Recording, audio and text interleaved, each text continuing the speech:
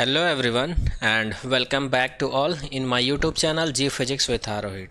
और आज के इस लेक्चर में हम लोग बात करने वाले हैं छत्तीसगढ़ सहायक शिक्षक 2019 में जो गणित का पेपर आया था, मैथ्स का जो पेपर आया था, उसके सॉल्यूशंस के बारे में, हल के बारे में हम लोग बात करने वाले हैं। तो चलिए आज के इस लेक्चर को स्टार्ट करते हैं। और आज के इस लेक्चर का जो फर्स्ट क्वेश्चन है, अच्छा हाँ एक चीज़ और, यहाँ पर हम लोग जो क्वेश्चन देख रहे हैं वो मैथमेटिक्स पार्ट का है, तो मैथमेटिक्स के पॉइंट ऑफ व्यू से ये आज का फर्स्ट क्वेश्चन होगा। लेकिन जब हम लोग 2019 के पेपर के पॉइंट ऑफ व्यू से देखेंगे तो क्वेश्चन नंबर 81 होगा। तो इससे आप लोग कंफ्यूज मत होइएगा कि 81 नंबर का ये क्वेश्चन है कि फर्स्ट नंबर का क्वेश्चन है। तो चलिए ये क्वेश्चन सॉल्व करते हैं। तो यहाँ पर क्वेश्चन को देख लीजिएगा आप लोग। यहाँ पर धैर्य और हार्दिक साथ में काम करते हुए एक काम को 12 दिन में पूरा करते हैं। धैर्य अकेला उस काम को 14 दिन में पूरा करता है। तब हमको ये बताना है कि हार्दिक अकेले उस काम को कितने दिन में करेगा। तो क्वेश्चन को ध्यान से समझिएगा। एक लड़का है धैर्य और एक लड़का है हार्दिक। दोनों मिलकर 12 दिन में क्या करते हैं? एक काम को करते हैं। एक काम को, ये काम कुछ भी हो सकता है। नेक्स्ट बात करते हैं धैर्य। धैर्य क्या करता है? 14 दिन में, मतलब 14 डेज में वही काम को करता है। तब हमको बताना क्या है? हार्दिक जो है उसी काम को कितने दिन में, हार्दिक जो है कितने दिन में उसी काम को मतलब एक काम को कितने दिन में करेगा, ये हमको बताना है। तो जाहिर सी बात है, सबसे पहले हम लोग इन लोग का एक दिन का काम निकाल लेते हैं। धैर्य और हार्दिक के एक दिन का काम कितना होगा भाई? तो ये जो 12 है इसको इधर ट्रांसफ़र कर देते हैं। तो ये 1 डेज का इन लोग का वर्क हो जाएगा 1/12 दिन। मतलब धैर्य और हार्दिक जो है एक दिन में कितना काम करते हैं? सॉरी फॉर दैट, ये दिन नहीं होगा, काम होगा। 1/12 काम को एक दिन में करते हैं। मतलब उस काम के 1/12वें हिस्से को एक दिन में करते हैं। कौन? धैर्य और हार्दिक मिलकर। अब चलिए जो धैर्य है उनका एक दिन का काम निकालते हैं। तो धैर्य जो है एक दिन में कितना काम करते हैं? 1/14 काम। मतलब धैर्य अकेला एक दिन में कितना काम करता है? उसी काम के 1/14 भाग को, 1/14 भाग का काम करता है। अब हमको ये बताना है कि हार्दिक जो है एक दिन में कितना काम करता है। अगर हार्दिक का एक दिन का काम निकल गया तो हम लोग आसानी से पता लगा लेंगे कि वो कितने दिन में उसी काम को कंप्लीट करता है। ये हमको बताना है, एक दिन में कितना काम करता है ये हमको बताना है। तो हम लोग क्या करेंगे, ये जो धैर्य और हार्दिक मिलकर जो काम किए हैं उसमें से अगर हम लोग धैर्य के काम को हटा दें तो हमको किसका काम मिल जाएगा? हार्दिक का काम मिल जाएगा। ध्यान से सुनो मैं क्या बोला हूँ। हमको क्या निकालना? हार्दिक के एक दिन का काम निकालना है। और हमारे पास धैर्य और हार्दिक के एक दिन का काम है और धैर्य के भी एक दिन का काम है। तो हम लोग क्या करते हैं, धैर्य और हार्दिक जो है एक दिन में जो काम किया है उसमें से हम लोग धैर्य जो काम किया उसको हटा देते हैं तो हमको हार्दिक का काम मिल जाएगा।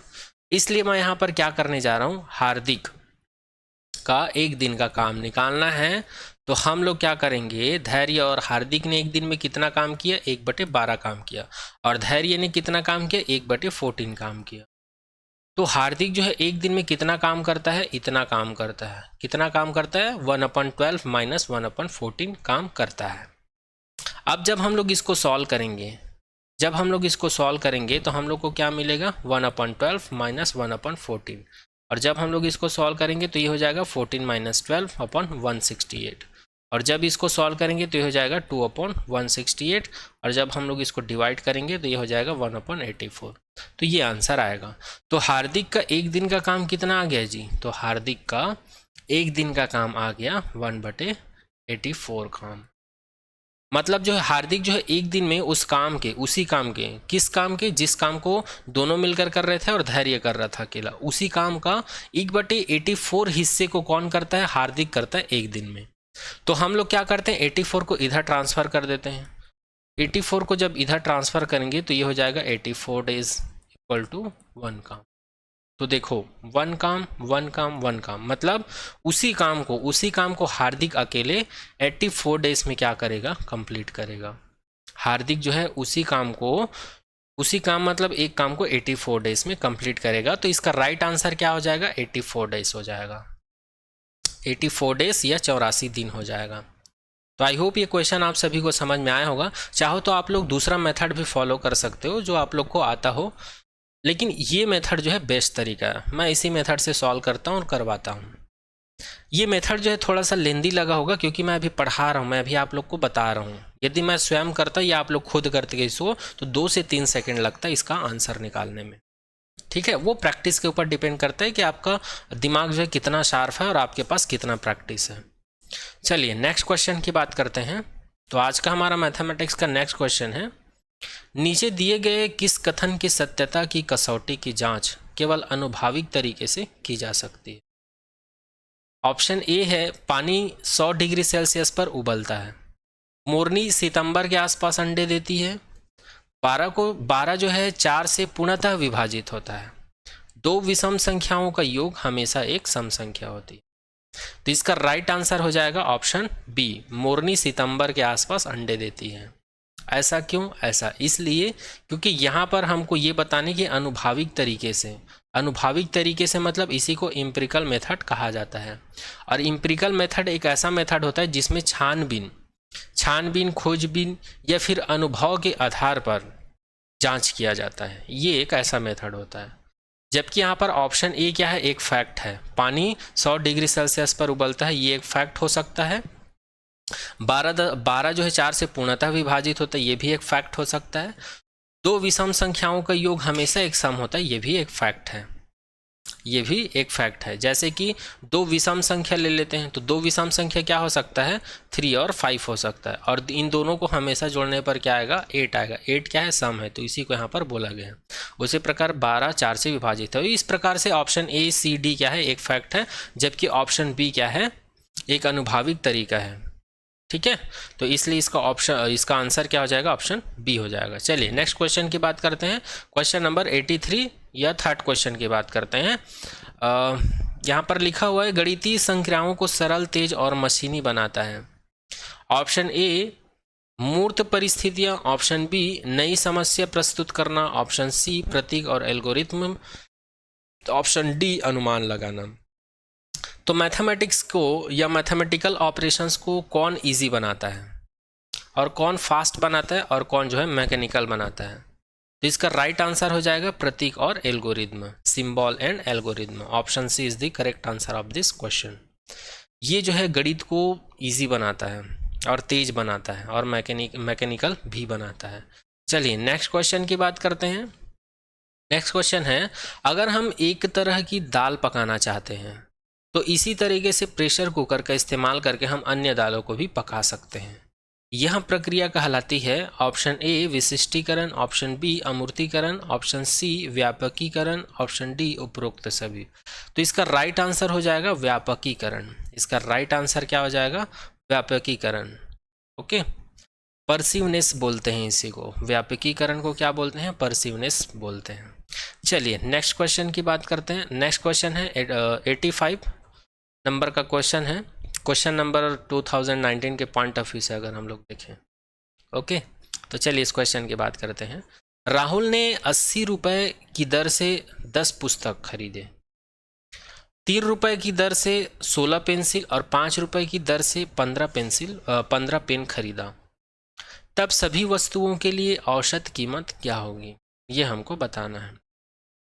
तो चलिए सबसे पहले राइट डाउन कर लेते हैं कि क्वेश्चन में क्या बोलना चाह रहा है। राहुल ने 80 की दर क्या खरीदा, बुक्स खरीदे। ठीक है, तो इसका टोटल रुपए कितना हो जाएगा, तो टोटल हो जाएगा 80 मल्टीप्लाई बाई 10, ये हो जाएगा 800 रुपये। इसी प्रकार 3 रुपये की दर से उन्होंने कितना पेंसिल खरीदा, 16 पेंसिल खरीदा। तो 16 पेंसिल खरीदा तो 16 पेंसिल का कितना हो जाएगा, 3 रुपये के हिसाब से 16 पेंसिल का हो जाएगा 48 रुपीज़। ठीक है, उसी प्रकार 5 रुपये की दर से उन्होंने 15 पेन खरीदा। क्या खरीदा, 15 पेन। ठीक है, तो 15 पेन का 5 रुपये के हिसाब से कितना हो जाएगा, 75 रुपये हो जाएगा। कितना हो जाएगा, 75 रुपये। अब हम लोग को क्या निकालना है, औसत निकालना है। तो औसत निकालने के लिए यहाँ पर क्या करेंगे, जो टोटल सामान है उसको कितने कितने में खरीदा सबको जोड़ देते हैं। तो क्या खरीदा, सबसे पहले बुक खरीदा 800 रुपये में, उसके बाद पेंसिल खरीदे 48 रुपीज़ में, उसके बाद पेन खरीदे 75 रुपीज़ में। और सामान कितना है टोटल, तो 10 बुक है, 16 पेंसिल है और 15 पेन है। तो टोटल कितना सामान हो गया, तो 16 और 10 कितना होगा 36, 36 और 15 कितना होगा, तो ये हो जाएगा 41। और जब हम लोग इसको सॉल्व करेंगे तो कितना हो जाएगा, जब हम लोग इसको जोड़ेंगे तो 8 5 13 हो जाएगा, 13 का 3 हासिल 2, 7 4 11, 12 और 1 13, 7 4 11 और यहाँ से हासिल बचा था 1, तो ये हो जाएगा 12 का 2 हासिल है 1, 8 और 1 9 और ये हो जाएगा 41। और जब हम लोग 41 से 923 को जब डिवाइड करते हैं तो कितने बार में जाएगा ये, 3 बार में, 4 3 12, ये 2 टाइम्स में जाएगा। तो ये कितना हो जाएगा 82 हो जाएगा 2 टाइम्स में, ठीक है। और यहाँ पर ये आ जाएगा 0 और ये आ जाएगा 1। उसके बाद यहाँ पर 3 बचा हुआ था तो ये हो जाएगा 103। अभी कितने बार में जाएगा, 3 बार में। कैसे, तो 3 बार में जब कैसे जाएगा, 3 4 दी 12, नहीं जाएगा 3 बार में, तो 2 बार में ही जाएगा ये, तो ये फिर 2 आ जाएगा और यहाँ पर 82 आ जाएगा। और जब हम लोग इसको सब्सट्रैक्ट करेंगे तो कितना आ जाएगा 1 और ये हो जाएगा 2। अब ये 21 जो है 41 से जाएगा नहीं, तो यहाँ पर पॉइंट आ जाएगा। तो 20 यहाँ पर 22 आ रहा है, अब आगे करने की ज़रूरत नहीं है, तो 22 इसका राइट आंसर हो जाएगा option B. Option B is the correct answer of this question. तो आई होप ये क्वेश्चन भी आप लोग को समझ में आया होगा। चलिए नेक्स्ट आगे बढ़ते हैं। नेक्स्ट क्वेश्चन है, ऐसी प्रक्रिया जो किसी कथन को सभी स्थितियों में सिद्ध करे कहलाता है। ऐसी प्रक्रिया जो किसी कथन को सभी स्थितियों में सिद्ध करे कहलाता है। ऑप्शन ए है निगमनिक तर्क, दूसरा है आगमनिक तर्क, तीसरा है प्रायिकता, चौथा है ऑप्शन डी है विश्लेषण। ठीक है, तो इसका राइट आंसर हो जाएगा ऑप्शन बी, आगमनिक तर्क इसका राइट आंसर होगा। चलिए नेक्स्ट क्वेश्चन है, वह संख्या जिसे 3:5 वाले 2 पदों में प्रत्येक में जोड़ने पर 5:7 हो जाता है। ठीक है, 5:7 हो जाता है, तो वो संख्या कौन है। हमको क्या बताना है, एक ऐसी संख्या को बताना है कि 3:5 में उस संख्या को जोड़ने पर यह अनुपात किस में चेंज हो जाता है, 5:7 में चेंज हो जाता है। तो वो संख्या क्या है, तो सबसे पहले क्वेश्चन में दिया हुआ है 3/5, तो इसमें हम क्या जोड़ें, इसमें हम क्या जोड़ें कि यह अनुपात क्या हो जाए, 5/7 हो जाए। तो इसको कैसे निकालें, तो इसको सॉल्व करेंगे, इसका मल्टीप्लाई इधर कर देते हैं तो ये हो जाएगा 7 × 21। ये क्वेश्चन मार्क को हम लोग फिलहाल अभी x कंसिडर कर लेते हैं। ठीक है, और इसका मल्टीप्लाई इधर कर देते हैं तो ये 5 5 25 हो जाएगा, और ये क्वेश्चन मार्क को हम लोग फिलहाल अभी x कंसिडर कर लेते हैं। तो 7 इधर आएगा तो ये 7x हो जाएगा। ठीक है, ये 7x हो जाएगा, तो 7x इधर रहेगा और 5 को इधर ट्रांसफ़र कर देंगे तो ये 5x हो जाएगा, और यहाँ पर 25 है और 21 को इधर ट्रांसफ़र कर देंगे तो ये 21 हो जाएगा। और जब हम लोग इसको सॉल्व करेंगे तो ये 7 और 5 है तो ये हो जाएगा 2x, और ये हो जाएगा 25 में 21 गया, ये 4 हो जाएगा। तो x = कितना मिलेगा, 4/2, और जब इसको सॉल्व करेंगे तो x = 2 मिल जाएगा। यही क्या होगा, इसका आंसर होगा। अब इसको चेक कर लेते हैं ये सही है या नहीं। 3 + क्वेश्चन मार्क 5 + क्वेश्चन मार्क, तो क्वेश्चन मार्क को हम लोग x कंसिडर किए थे, तो x का वैल्यू क्या है जी, 2 है, तो यहाँ पर 3 + 2 कर देंगे, यहाँ पर 5 + 2 कर देंगे, तो ये क्या हो जाएगा 5 हो जाएगा, और ये 7। तो इसका राइट आंसर x है, क्योंकि x जोड़ने पर 3:5 में प्रत्येक में 2 जोड़ने पर ही हमको क्या मिल रहा है, 5:7 मिल रहा है, तो यही इसका राइट आंसर होगा। अब चलिए ऑप्शन को चेक करते हैं। तो ऑप्शन ए गलत, ऑप्शन बी गलत, ऑप्शन सी गलत। अच्छा, ये ऑप्शन दिया ही नहीं है क्वेश्चन में, इसका राइट आंसर हो जाएगा इनमें से कोई नहीं। Option D is the correct answer of this question. इस क्वेश्चन का ऑप्शन डी आंसर हो जाएगा। चलिए नेक्स्ट क्वेश्चन की बात करते हैं। क्वेश्चन नंबर 88, गणितीय प्रश्नों को हल करने से किसी व्यक्ति में निम्नलिखित में से कौन सी मानसिक क्षमताएं विकसित होती हैं। ऑप्शन ए पैटर्नों और संबंधों को तलाशने की क्षमता, ऑप्शन बी स्पष्ट तरीके से व्यक्त करने की क्षमता, तार्किक और क्रमबद्ध तरीके से सोचने की क्षमता, उपरोक्त सभी। तो इसका राइट आंसर हो जाएगा उपरोक्त सभी। चलिए नेक्स्ट क्वेश्चन की बात करते हैं। एक समबाहु त्रिभुज की माध्यिका 5√3 है 3 मीटर है, तो त्रिभुज का क्षेत्रफल वर्ग मीटर में क्या होगा? तो सबसे पहली चीज, समबाहु त्रिभुज एक ऐसा त्रिभुज होता है, समबाहु त्रिभुज एक ऐसा त्रिभुज होता है जिनकी तीनों भुजाएं क्या होती, सेम होती है। ठीक है, A = B = C, ये होता है, इसको बोलते हैं समबाहु त्रिभुज।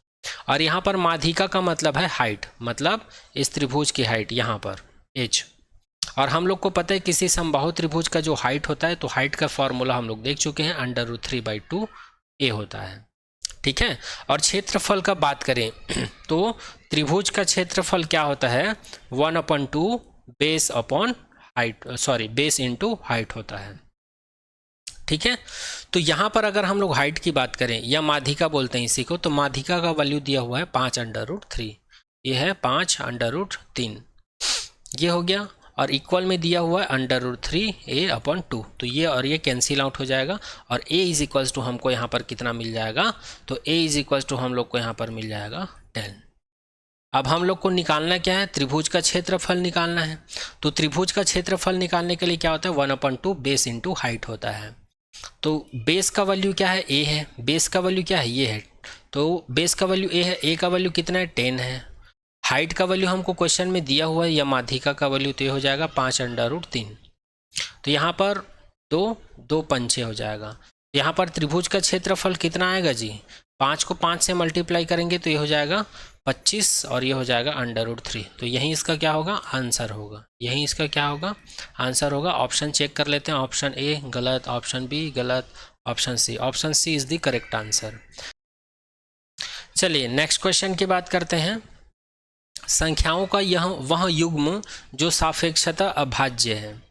हमको ये जो ऑप्शन दिया हुआ है, जो कि पेयर के रूप में दिया हुआ है, इसमें हमको ऐसा पेयर चूज करना है जो कि क्या है, अभाज्य है, जो कि क्या है, अभाज्य है। तो चलिए देखते हैं, 21 24 ये विभाजित है या भाज्य है।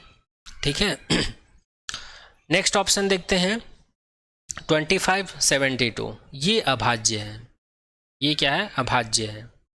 78 52 तो ये 13 से, ये किससे विभाजित होगा, ये पूरी तरह से 3 से। ये किससे विभाजित होगा, 13 से, 13 चौक 52, 13 छक्के 78, ये भी 13 से विभाजित है। और ये किसी से विभाजित नहीं है, 25, ना ही 5 से, ना ही 13 से, ना ही 12 से। तो इसका राइट आंसर क्या हो जाएगा, ऑप्शन बी। ऑप्शन बी एक ऐसा युग्म है जो अभाज्य होगा, क्या होगा, अभाज्य होगा, जबकि सभी क्या होगा, भाज्य होगा। ऑप्शन ए 3 से भाज्य होगा, और ऑप्शन सी 13 से भाज्य होगा, ऑप्शन डी 13 से भाज्य होगा। तो इसका राइट आंसर क्या हो जाएगा, ऑप्शन बी 25 और 72। चलिए आगे नेक्स्ट बात करते हैं, क्वेश्चन नंबर 91। निम्नलिखित कथन में से किसका मतलब रटना है। ऑप्शन ए बच्चों द्वारा बड़ों से बार बार कहानियां दोहराने कहना। ऑप्शन बी बच्चे द्वारा किसी जानकारी को मशीनी तरीके से दोहराना। ऑप्शन सी बच्चे द्वारा किसी जानकारी को अलग अलग तरीके से दोहराना। ऑप्शन डी उपरोक्त सभी। तो इसका राइट आंसर हो जाएगा ऑप्शन बी, बच्चे द्वारा किसी जानकारी को मशीनी तरीके से दोहराना, ये इसका राइट आंसर हो जाएगा। इसका मतलब होता है रटना, इसका मतलब क्या होता है, रटना। चलिए नेक्स्ट बात करते हैं, क्वेश्चन नंबर 92। यहाँ पर हमको दिया हुआ है x = 1.323232 ... ऐसा हमको दिया हुआ है। तो इसको हम लोग निम्न में से कैसे लिख सकते हैं, ये हमको चेक करना है। तो हम लोग क्या करेंगे, इसको एक एक करके चेक करते हैं। सबसे पहले 131 को हम लोग 99 से डिवाइड करते हैं। तो 99 से डिवाइड करने पर क्या आता है, इसको चेक करते हैं। तो ये एक बार में चला जाएगा, और जब हम लोग 131 में 99 को सबस्ट्रैक्ट करेंगे तो कितना आ जाएगा, यहाँ पर 10 हो जाएगा, 10 में 9 गया 1 आएगा, यहाँ पर 2 हो जाएगा, और ये 12 में 9 घटाएंगे तो कितना आएगा, 31। तो यहाँ पर पॉइंट आ जाएगा। अब ये कितने बार में जाएगा, अगर यहाँ पर हम लोग 0 लगा देते हो तो 99 3 से मल्टीप्लाई करते हैं तो 3 या 27, 3 या 27, 27 और 2 29, 297। तो ये कितने बार में जाएगा, 3 बार में जाएगा। तो ये कितना हो जाएगा, 297। कितना बचेगा, 10 में 7 गया 3, यहाँ पर 0 है, 10 में 9 गया, कितना आएगा 1 आएगा। फिर यहाँ पर 0 लग जाएगा, फिर ये कितने बार में जाएगा 2 बार में जाएगा। 2 बार में कैसे जाएगा जी, 2 टाइम में कैसे जाएगा, तो ये 2 × 18 हो जाएगा, ये 1 हो जाएगा, 2 × 18 और 1 19, 198 हो जाएगा।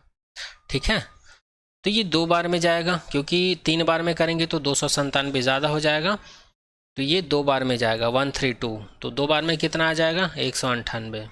ठीक है, अब दूसरे वाले ऑप्शन को चेक करते हैं। ऑप्शन ए से तो आ रहा है, मतलब इसको हम लोग ऑप्शन ए की तरह लिख सकते हैं, क्योंकि इसको डिवाइड करने पर कितना आ रहा है 1.32 1.32 ऐसे आते जाएगा जब हम लोग इसको सॉल्व करते जाएंगे। तो ऑप्शन बी को चेक करते हैं, 99 भागित 121, तो ये 1 बार में जाएगा, और जब 121 में से हम लोग इसको सब्सट्रैक्ट करेंगे तो 2 आएगा। यहाँ पर 10 में 11 में 2 गया, कितना आएगा 2 आएगा। यहाँ पर 11 है, 11 में 9 गया, कितना आएगा 2 आएगा। अब यहाँ पर पॉइंट लग जाएगा तो 220, तो ये 3 बार में जाएगा नहीं, क्योंकि 3 बार में 297 आ रहा है, 2 बार में 198 आ रहा है, तो ये 2 बार में जाएगा। तो 2 बार में जाएगा तो कितना आएगा 198। अब यहाँ पर 1.2 आ गया, यहाँ पर क्या आना चाहिए था 1.3, तो ये ऑप्शन गलत है, ये ऑप्शन सही होगा। चलिए एक बार इसको चेक कर लेते हैं, तो ये ऑप्शन तो हो ही नहीं सकता ये ऑप्शन, क्योंकि ये पहले ही में 2 आ गया है। ऑप्शन डी को चेक करते हैं, 102 को 99 से जब डिवाइड करेंगे तो ये 1 आएगा, और जब ये 102 में 99 को सब्सट्रैक्ट करेंगे तो कितना आएगा 3 आएगा। अब यहाँ पर 0 लगाएंगे, एक बार फिर यहाँ 0 लगे, तो ये तो हो ही नहीं सकता। तो इसका राइट आंसर क्या हो जाएगा ऑप्शन ए। ऑप्शन ए को सॉल्व करने पर क्योंकि हमको आंसर क्या मिलता है 1.32 ऐसा कुछ मिलता है, तो इसका राइट आंसर क्या हो जाएगा ऑप्शन ए। चलिए नेक्स्ट क्वेश्चन की बात करते हैं। नेक्स्ट क्वेश्चन है 93। त्रिज्या 6 सेंटीमीटर वाले वृत्त पर बना अंतर्वर्ग का क्षेत्रफल ज्ञात कीजिए। तो क्वेश्चन क्या बोलना चाहता है इसको ध्यान से देखिए, है ना। हमको क्या दिया हुआ है, एक 6 सेंटीमीटर वाले वृत्त दिया हुआ है। कंसिडर कर लेते हैं ये एक वृत्त है जो कि 6 सेंटीमीटर का है, इसका रेडियस, और इसके अंदर में क्या बना हुआ है एक वर्ग बना हुआ है, तो ये इसके अंदर में वर्ग बना हुआ है, ठीक है, स्क्वायर है। और ये जो वृत्त दिया हुआ है इसका रेडियस कितना है, इसका रेडियस है r, तो r इज इक्वल टू कितना दिया हुआ है 6 सेंटीमीटर दिया हुआ है। और अगर हम लोग वर्ग के इस कोने से और इस कोने से अगर लेंथ देखें, इस कोने से इस कोने तक अगर लेंथ देखें तो ये कितना होगा 2r होगा। और 2r इज इक्वल टू इसको क्या लिख सकता हूँ मैं 2 6 का 12 लिख सकता हूँ, क्योंकि r का वैल्यू 6 है। मतलब डायगोनल का वैल्यू कितना हो गया जी 12, क्योंकि यहाँ से यहाँ तक का लेंथ अगर बात करें तो ये क्या कहलाता है वर्ग का डायगोनल कहलाता है। तो डायगोनल का वैल्यू क्या हो गया d इज इक्वल टू 12। जबकि हम लोग जानते हैं डायगोनल का फॉर्मूला क्या होता है, डायगोनल का फॉर्मूला होता है किसी भी स्क्वायर के लिए ये होता है a√2, ये होता है भाई, ठीक है। हमको निकालना क्या है वर्ग का क्षेत्रफल। तो वर्ग का क्षेत्रफल हम लोग को पता है ये वर्ग है, और इसका क्षेत्रफल जो होता है तो इसके क्षेत्रफल का फॉर्मूला होता है a²। तो इस वाले फॉर्मूले से हम लोग a का वैल्यू निकाल सकते हैं d/√2। तो d का वैल्यू हमको दिया हुआ है 12, तो ये हो जाएगा 12/√2, ठीक है।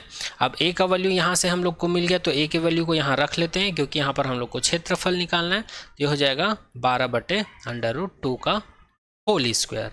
अब 12 का स्क्वायर कितना होता है, 12 का स्क्वायर होता है 144, और ये वाला स्क्वायर कट जाएगा तो यहाँ पर आ जाएगा 2, और जब हम लोग इसको डिवाइड करेंगे तो ये हो जाएगा 2 7 14, 2 दूनी 4।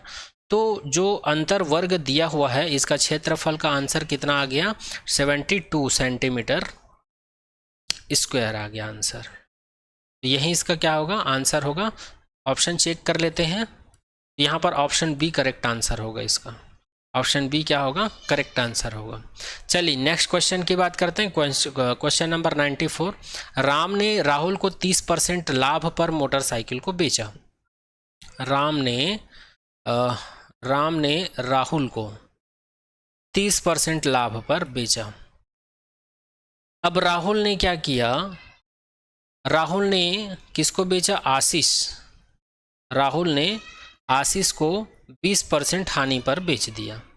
यदि राम ने मोटरसाइकिल के लिए 5,000 रुपये दिए, राम ने क्या किया मोटरसाइकिल के लिए 5,000 रुपये दिया, तो आशीष के लिए मोटरसाइकिल का मूल्य निकालना है। आशीष के लिए मोटरसाइकिल का मूल्य निकालना है, तो कैसे निकालेंगे? तो सबसे पहले 5,000 रुपये का हम लोग 30% निकालते हैं। तो इसका 30% कितना होगा जी? तो इसका 30% हो जाएगा 500 रुपये। 30% कितना हो जाएगा? 500 रुपये। ठीक है, सॉरी, यहाँ पर 500 है, यहाँ पर 3 है। यहाँ पर 500 है, यहाँ पर 3 है, तो ये 500 इंटू 3 हो जाएगा और 5 दिया 1500 हो जाएगा ये। ठीक है। राम ने राहुल को अपना बाइक कितने में बेचा? 6,500 रुपये में बेचा। ठीक है, 30% लाभ के साथ। अब राहुल ने क्या किया? अपने बाइक को 20% की हानि पर, 20% की हानि मतलब 6,500 का 20% कितना होगा जी? 20% होगा 650 इंटू 2, तो ये हो जाएगा 0 0 2 5 6 10, 2 6 का 12 और 1 13, 1300 रुपये। 1300 रुपये का नुकसान करके बेचा उन्होंने। ठीक है, 1300 रुपये नुकसान करके बेचा उन्होंने अपने बाइक को। तब हमको बताना है कि आशीष ने उस बाइक को कितने में खरीदा। आशीष के लिए उस बाइक का मूल्य क्या होने वाला है? तो हम लोग क्या करेंगे, 65,100 में 1300 को क्या कर देंगे? सब्सट्रैक्ट कर देंगे। तो क्या मिलेगा हमको? 5 में 3 गया 2, 6 में 1 गया 5। तो ये क्या होगा? बाइक का मूल्य होगा आशीष के लिए। ठीक है, तो ये क्या हो गया? इस क्वेश्चन का आंसर हो गया। तो option A is the correct answer of this question. तो इस क्वेश्चन का आंसर क्या होगा? Option A, 5,200। ठीक है, चलिए नेक्स्ट क्वेश्चन की बात करते हैं। शुरुआती स्कूली गणित सीखा जाता है। शुरुआती स्कूली गणित सीखा जाता है ठोस निरूपण द्वारा, सांकेतिक निरूपण द्वारा, चित्रात्मक निरूपण के द्वारा या मानसिक निरूपण के द्वारा। तो इसका राइट आंसर हो जाएगा ऑप्शन ए, ठोस निरूपण के द्वारा शुरुआती स्कूली शिक्षा में गणित सीखा जाता है। ठीक है, चलिए अगला क्वेश्चन देखते हैं। अगला क्वेश्चन है करणी 2197, करणी 2016, करणी 64। इसको जब हम लोग सॉल्व करेंगे तो इसका आंसर क्या होगा? तो यहाँ पर 3 लिखने का मतलब क्या है? इसको करणी कहा जाता है। क्या कहा जाता है इसको? करणी। ठीक है, तो इसका मतलब क्या है? तो जैसे कि हम लोग स्क्वायर और स्क्वायर रूट पढ़े थे, तो स्क्वायर रूट में क्या होता है? जैसे कि 2 की पावर होता है, तो इसको हम लोग क्या लिखते हैं? 2 इंटू 2 इज इक्वल्स टू 4 लिखते हैं, है ना। और जब हम लोग इसको इधर ट्रांसफ़र करते हैं तो ये क्या हो जाता है? 4 की पावर में 1/2, या फिर इसी को हम लोग लिखते हैं √4। उसी प्रकार ये भी होता है। तो इसका मतलब क्या होता है? करणी का मतलब क्या होता है? ऐसा 3 लिखा हुआ है और ये √, लिखा हुआ है। तो इसका मतलब ये होता है, जैसे कि कोई संख्या है 2, इसके पावर में क्या है? 3, तो जिसको सॉल्व करेंगे तो कितना आएगा? 2 इंटू 2 इंटू 2, और इसको जब सॉल्व करेंगे तो कितना आएगा? 8 आएगा। तो 2 के पावर 3 को मैं क्या लिख सकता हूँ? 8, या इसी को मैं क्या लिख सकता हूँ? 8 के पावर में 1/3। तो ये 8 के पावर 1/3 जो है, इसी को लिखा जाता है 3√8, या इसी को कहा जाता है करणी। तो आई होप इसका मतलब क्या है ये आप लोग को समझ में आ गया होगा। अब चलिए इसको सॉल्व कर लेते हैं। तो चूंकि हम लोग को पता है किसी भी संख्या का स्क्वायर कैसे निकालते हैं, तो एलसीएम के थ्रू निकालते हैं। एलसीएम के थ्रू कैसे निकालते हैं? 2 का पेयर बना के, जोड़ा निकाल के। उसी प्रकार इसका भी हम लोग क्या निकालेंगे? एलसीएम के थ्रू ही क्या निकालेंगे? इसका क्यूब रूट निकालेंगे। इसको क्या बोला जाता है? करणी, या इसी को बोला जाता है क्यूब रूट। इसको क्या बोला जाता है? क्यूब रूट बोलते हैं इंग्लिश में। ठीक है, और इसको क्या बोला जाता है? स्क्वायर रूट बोला जाता है। तो सबसे पहले हम लोग 2197 का निकालते हैं, कि इसका 97 का क्यूब रूट निकालते हैं। तो इसका क्यूब रूट निकालेंगे तो क्या हो जाएगा? सबसे पहले इसको 2 से डिवाइड करेंगे, नहीं जा रहा है, 3 से नहीं जा रहा है, 4 से नहीं जा रहा है, डायरेक्ट इसको 13 से डिवाइड करके देखते हैं।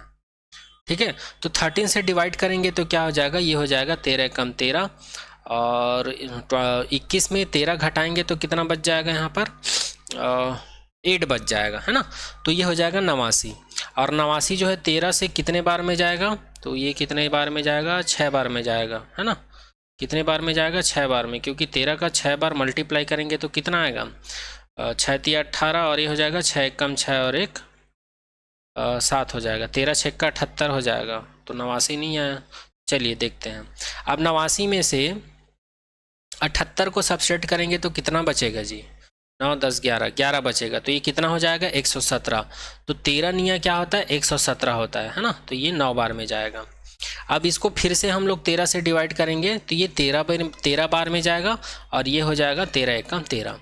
तो 2197 को हम लोग क्या लिख सकते हैं 13 गुणा 13 गुणा 13 लिख सकते हैं। और ये 3 बार है, मैं पहले ही बताया था जब हम लोग स्क्वायर रूट निकालते हैं तो क्या लेते हैं एलसीएम निकालते हैं, तो एलसीएम में 2 का पेयर लेते हैं, और जब हम लोग क्यूब रूट निकालते हैं तो एलसीएम में हम लोग 3 का पेयर लेते हैं, है ना।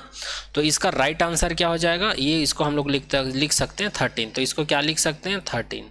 अब बात करते हैं 216, तो 216 का जब हम लोग क्यूब रूट निकालेंगे तो क्या हो जाएगा, ये 2 से चला जाएगा, हाँ 2 से चला जाएगा, तो ये हो जाएगा ये 2 धाम 20 हो जाएगा, 2 अट्ठे 16 हो जाएगा, ये भी 2 से चला जाएगा, 2 पंचे 10 और 2 चौक 8 हो जाएगा। फिर 2 से चला जाएगा ये 2 दूनी 4 और 2 सत्ते 14। अभी 3 से जाएगा, 3 निया, ये भी 3 से जाएगा, 3 तिया, ये भी 3 से जाएगा। तो यहाँ पर क्यूब रूट क्या आ गया जी, ये 1 2 3, 3 का 3 बार है ना, 3 भी 3 बार है, तो ये हो जाएगा 3, 2 और 3 का मल्टीप्लाई करेंगे तो ये हो जाएगा 6। मतलब 216 को हम लोग क्या लिख सकते हैं 6 लिख सकते हैं। क्यों, क्योंकि 6 का 3 बार मल्टीप्लाई करे बर 6 छक्का 36, 36 छक्का का कितना होगा 216। तो इस प्रकार से हम लोग को क्या निकालना है क्यूब रूट। अब 64 का क्यूब रूट निकालेंगे तो 64 का क्या हो जाएगा, 64 का क्यूब रूट निकालेंगे तो ये हो जाएगा 2 तिया 6, 2 दूनी 4 और ये हो जाएगा 2 16 और ये हो जाएगा 2 अट्ठे और ये हो जाएगा 2 चौक और ये हो जाएगा 2 दूनी और ये हो जाएगा 2 एकम 2। तो ये कितने बार में आया 1 2 3, तो ये हो जाएगा 2 इंटू 1 2 3, ये हो जाएगा 2, तो ये हो जाएगा 4। तो इसका आंसर क्या आएगा 4। इसका 64 का क्यूब रूट क्या हो जाएगा 4। क्यों, क्योंकि 4 का 3 बार मल्टीप्लाई करने पर 4 चौक 16, 16 चौक 64 आ जाएगा। अब चलिए इसको सॉल्व करते हैं। तो इसका आंसर कितना आया, इसका आंसर आया 13, है ना। इसका आंसर कितना आया जी 13 आया, और यहाँ पर मल्टीप्लाई है, इसका आंसर कितना आया 6 आया, यहाँ पर क्या है प्लस है, इसका आंसर कितना आया 4। अब इसको जब हम लोग सॉल्व करेंगे तो कितना आएगा 13 छः के 78, और 78 में अगर हम लोग 4 को जोड़ेंगे तो कितना आएगा 82 आएगा। तो इसका राइट आंसर क्या हो जाएगा, इसका राइट आंसर हो जाएगा 82, option number C. Option C इसका क्या हो जाएगा राइट आंसर हो जाएगा। यहाँ पर मैं एक एक चीज़ को सॉल्व करके बताया हूँ आप लोग को, इसलिए थोड़ा सा लेंदी लग रहा होगा। यदि आप लोग खुद करोगे इसको तो ये बहुत ज़्यादा इजी लगेगा आप लोग को और जल्दी सॉल्व हो जाएगा। ठीक है, चलिए आगे सॉल्व करते हैं। आगे नेक्स्ट क्वेश्चन की बात करते हैं। नेक्स्ट क्वेश्चन है 97। वह न्यूनतम पूर्ण वर्ग संख्या जो संख्याओं 4 5 6 और 8 से क्या हो विभाजित हो। मतलब इसमें से ऐसी कौन सी संख्या जो इन सभी संख्या से विभाजित हो जाए, और हमको ये भी निकालना है कि इनमें से ऐसा कौन सा संख्या जो पूर्ण वर्ग है। पूर्ण वर्ग का मतलब ये है ऐसी कौन सी संख्या है जिसको 2 बार मल्टीप्लाई करने पर इन चारों में से एक संख्या मिल जाए। तो इसको सॉल्व करने का तरीका क्या है, पहले तरीका ये है इन चारों में से उस संख्या को पता करो जो पूर्ण वर्ग है, जो पूर्ण वर्ग है। तो पहला तरीका ये है। दूसरा तरीका ये है ये 4 5 6 8 से क्या हो विभाजित हो, तो इसका हम लोग एलसीएम निकालेंगे। तो सबसे पहले हम लोग मेथड 1 लगा कर देखते हैं। सबसे पहले हम लोग मेथड 1 लगा कर देखते हैं। मेथड 1 में हम लोग क्या करेंगे, जो ऑप्शन दिया हुआ है मेथड 1 में हम लोग क्या करेंगे, जो ऑप्शन दिया हुआ है उसमें हम लोग ये चेक करेंगे कि कौन पूर्ण वर्ग है। तो यहाँ पर ऑप्शन ए पूर्ण वर्ग है। क्यों, क्योंकि यहाँ पर 144 है, और 144 कब आता है जब 12 और 12 का मल्टीप्लाई करते हैं। तो 120 और 120 का मल्टीप्लाई करेंगे तो हम लोग को क्या मिल जाएगा 14400 मिल जाएगा। नहीं तो आप लोग इसको मल्टीप्लाई करके देख सकते हो। चलिए एक बार मैं बता देता हूँ। 120 से मल्टीप्लाई करेंगे तो क्या होगा, ये हो जाएगा 0 0 और हो जाएगा 0 2 दूनी 4 2 1 कम 2 और ये हो जाएगा 120। जब इसको सॉल्व करेंगे तो ये हमको मिल जाएगा, देखो उतना आया कि नहीं। तो इसलिए इसका स्क्वायर क्या है 120 है, और 120 जो है 4 से भी विभाजित है, 5 से भी विभाजित है, 6 से भी विभाजित है और 8 से भी विभाजित है। तो इसका आंसर क्या हो जाएगा, option A is the correct answer. इसी प्रकार अगर option B, option C, option D की अगर मैं बात करूं तो ये पूर्ण वर्ग नहीं है।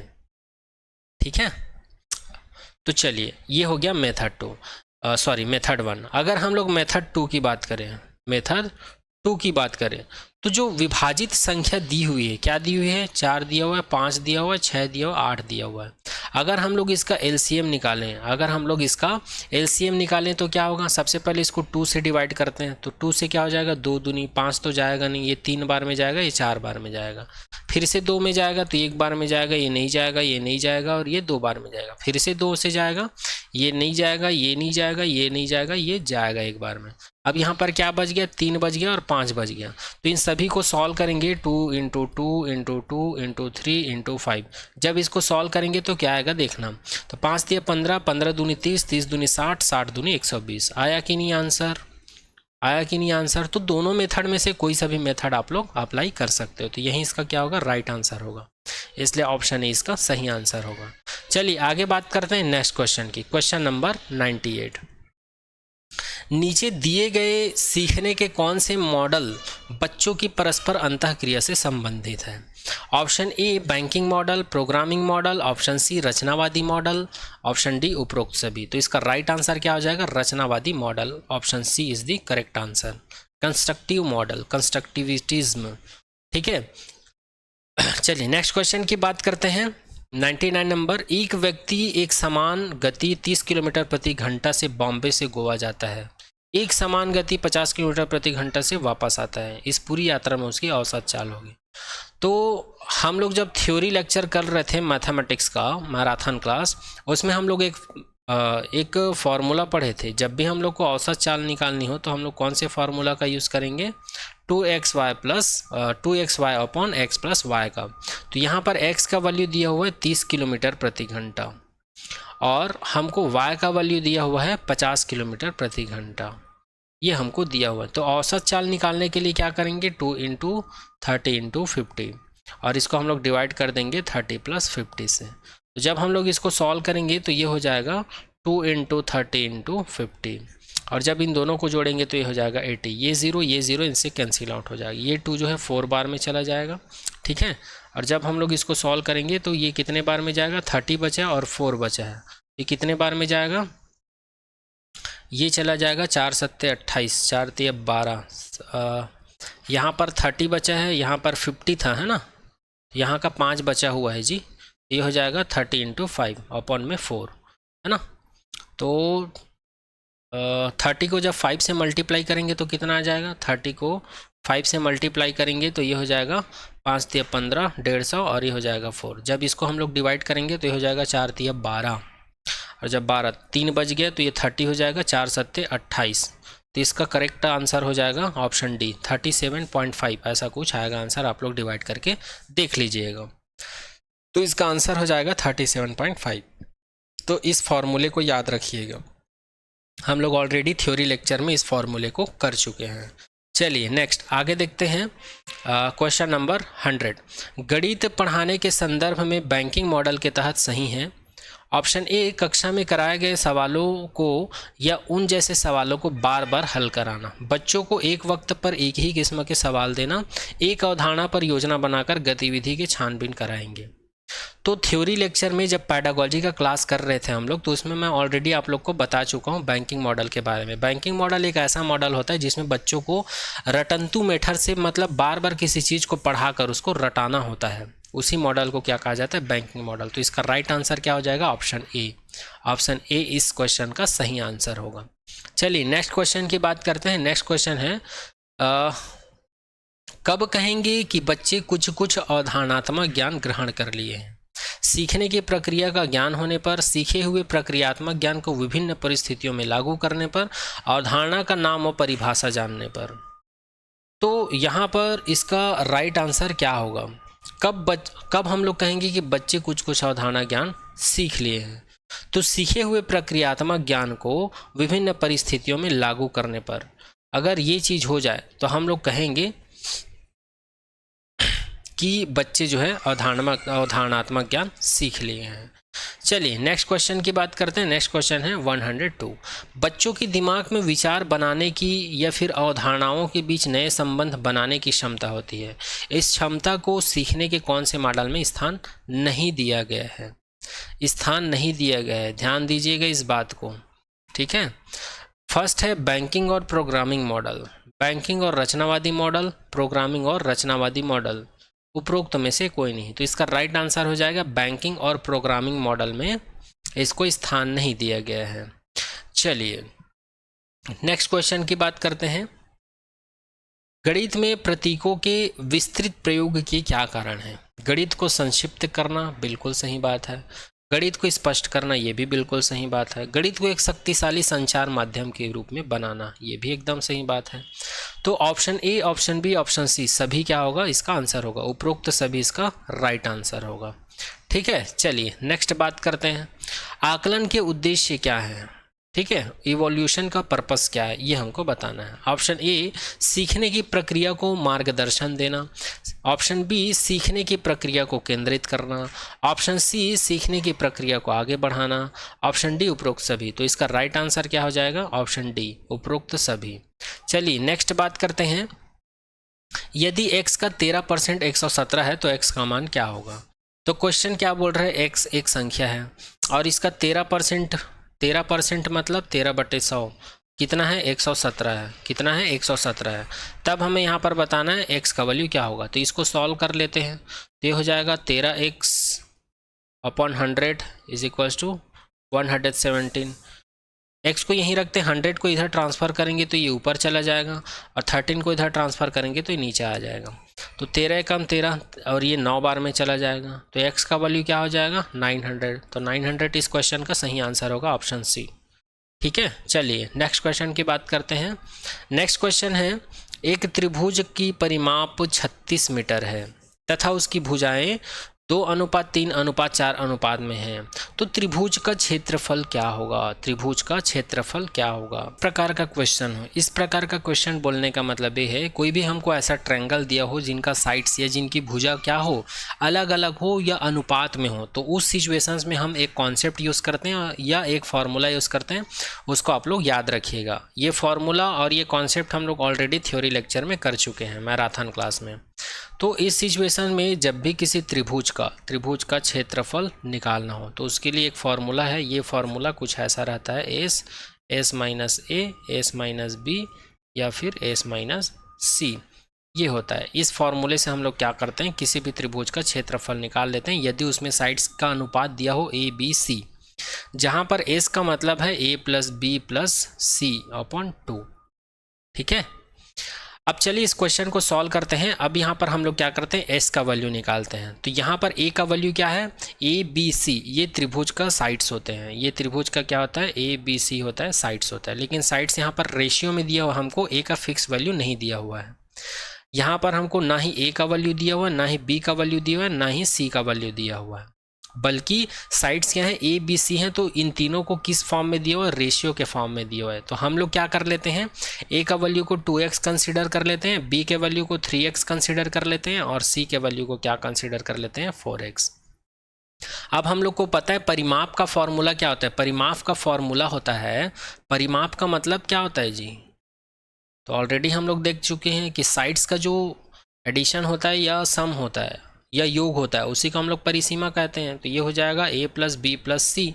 यहाँ पर a का वैल्यू हम लोग 2x कंसिडर किए हैं, b का वैल्यू 3x और c का वैल्यू 4x कंसिडर किए हैं।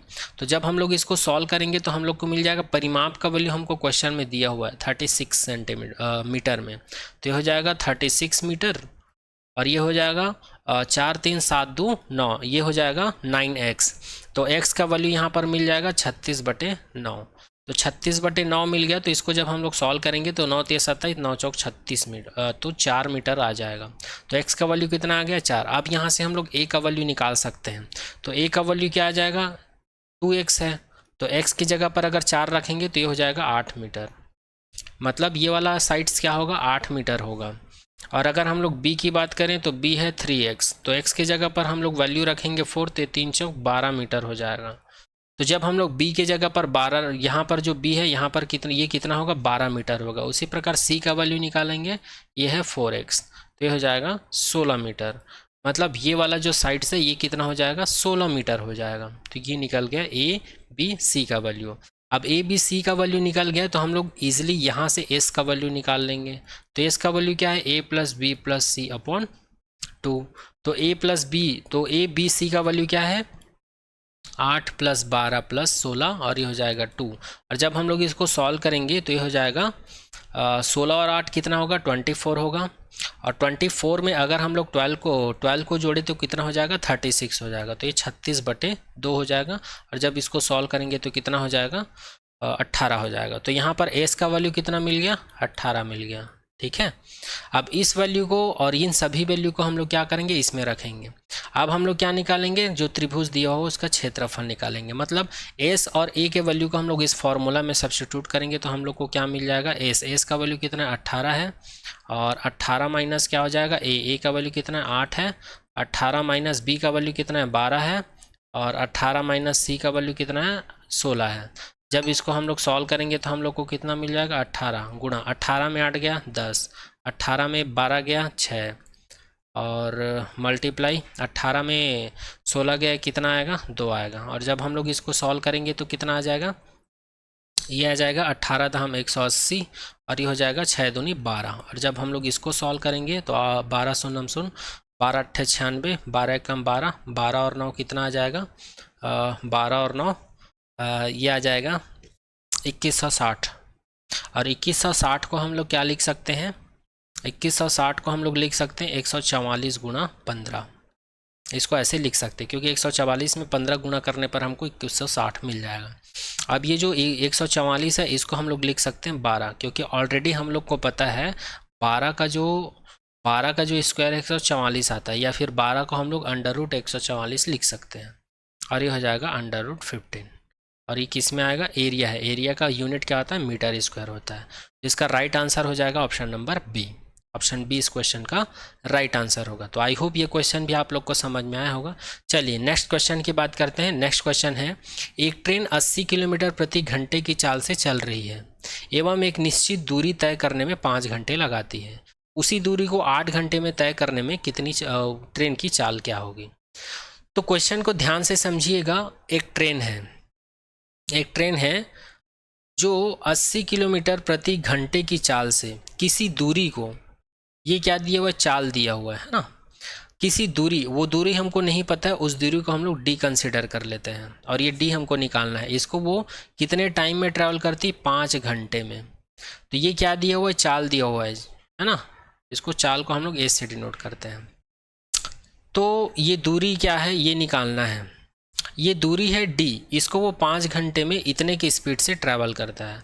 अब हमको बताना क्या है, अब इसी दूरी को, यहाँ पर जो दूरी आएगा इसी दूरी को वो t = 8 घंटे में कितने स्पीड से तय करेगा, ये बताना है। क्वेश्चन को एक बार और रिपीट कर देता हूँ, ध्यान से समझिएगा। एक ट्रेन है जो 80 किलोमीटर पर आवर की चाल से एक दूरी है d, उसको t = 5 घंटे में ट्रैवल करता है। और इसी दूरी को हमको बताना है कि वो 8 घंटे में कितनी चाल से ट्रैवल करेगा। तो यहाँ पर एक फॉर्मूला है जो कि आप लोग पढ़ चुके, थ्योरी लेक्चर में अच्छे से बता चुका हूँ। चाल बराबर होता है दूरी बटा समय। तो सबसे पहले ये दूरी निकालना पड़ेगा क्योंकि दूरी दिया नहीं है, ये निश्चित दूरी क्या है। तो दूरी निकालने के लिए क्या करेंगे, इसको मैं डी कंसिडर कर लेता हूँ, इसको मैं टी कंसिडर कर लेता हूँ और इसको मैं एस। तो यहाँ पर d = क्या हो जाएगा, t को इधर ट्रांसफ़र करूँगा तो ऐसे। अच्छा, कई लोगों को कन्फ्यूज़न हो रहा होगा ये एस डी टी क्यों लिए हैं सर। तो जस्ट ये बार बार ना लिखना पड़े इसलिए मैं इसको छोटा कर दिया हूँ, सिंबल यूज़ किया हूँ। तो यहाँ पर एस का वैल्यू क्या है, हमको 80 दिया हुआ है। टी का वैल्यू क्या दिया हुआ है, 5 दिया हुआ है। दोनों का मल्टीप्लाई करेंगे तो कितना आ जाएगा, 400। मतलब ये 400 किलोमीटर होगा। मतलब 80 किलोमीटर की चाल से 5 घंटे में जिस डिस्टेंस को ट्रैवल किया है ट्रेन, वो डिस्टेंस क्या है, 400 किलोमीटर है। और इसी डिस्टेंस को कितने समय में, 8 घंटे में कितनी चाल से वो ट्रैवल करेगी। अब हमको क्या निकालना है, चाल, मतलब एस निकालना है। तो ए चाल निकालने के लिए हम लोग इसी फॉर्मूले का यूज़ करेंगे, एस = d/t। तो d का वैल्यू हम लोग निकाल लिए हैं 400 और समय कितना दिया, 8 घंटा। तो ये हो जाएगा 8 पंचे 40, 50। तो इसका आंसर आ जाएगा 50 किलोमीटर पर आवर। तो 8 घंटे में किसी दूरी को तय करने में उसको जो चाल है या उसकी स्पीड होनी चाहिए, क्या होनी चाहिए, स्पीड होनी चाहिए, वो क्या होना चाहिए, 50 किलोमीटर पर घंटा होना चाहिए। तो ऑप्शन ए इस क्वेश्चन का राइट आंसर हो जाएगा। चलिए आगे नेक्स्ट बात करते हैं, क्वेश्चन नंबर 108। यहाँ पर एक क्वेश्चन दिया हुआ है 3 × 2 + 4 डिवीज़न 2 - 1 ये दिया हुआ है और इसको सॉल्व करके हमको आंसर लाना है। तो यहाँ पर बोडमास रूल लगाना है, हमको दिया हुआ है 3 × 2 + 4 भागित 2 - 1। तो बोडमास रूल ये बोलता है कि हम लोग सबसे पहले भाग करते हैं, तो भाग की क्रिया को पहले करेंगे, तो 4 को 2 से विभाजित करेंगे तो ये हो जाएगा 2।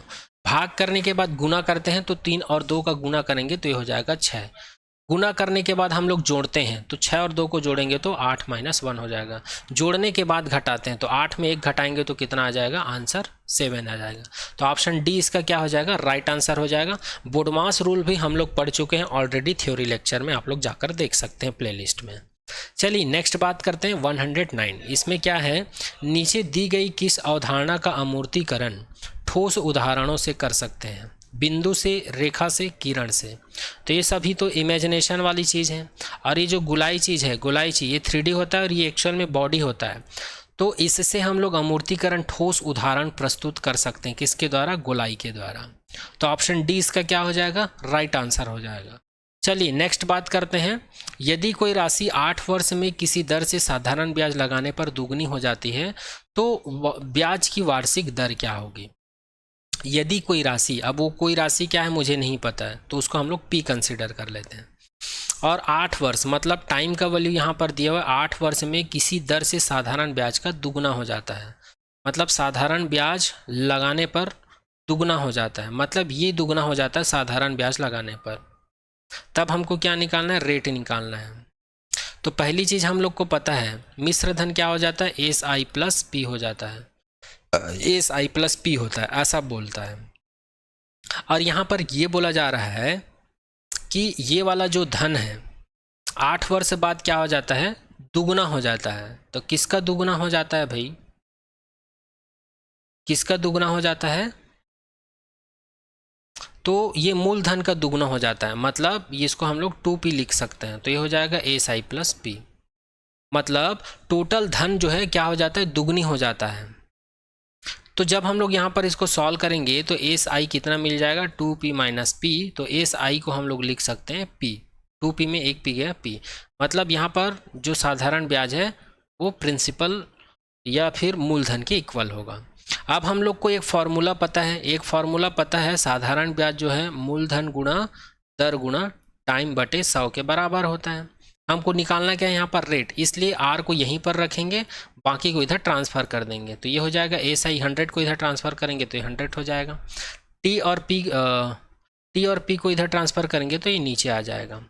अब यहाँ से हम लोग R का वैल्यू निकाल सकते हैं। तो SI का वैल्यू हम लोग निकाल चुके हैं P, ठीक है, और ये है 100 और नीचे में है P, और टाइम का वैल्यू है हमारे पास 8।